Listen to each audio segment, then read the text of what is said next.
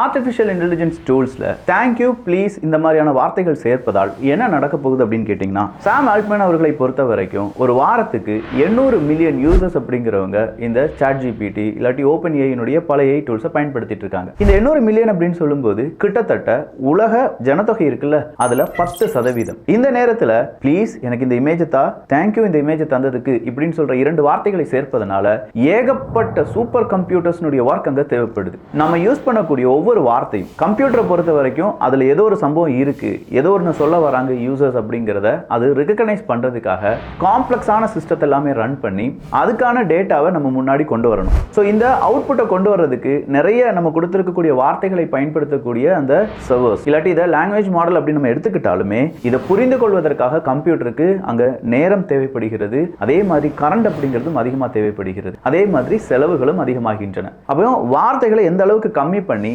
எவ்வளவு அக்யூரேட்டா உங்ககிட்ட இந்த மாதிரியான ஏஐ டூல்ஸை பயன்படுத்துறீங்களோ அதுதான் நல்லது. அதற்கு மனிதர்கள் ரெடி ஆகணுமே தவிர தேவையில்லாம இந்த மரியாதை கொடுத்து பேசக்கூடிய ஆங்கிலத்தை பயன்படுத்த வேண்டாம் அப்படின்னு சொல்லி கேட்டிருக்காங்க.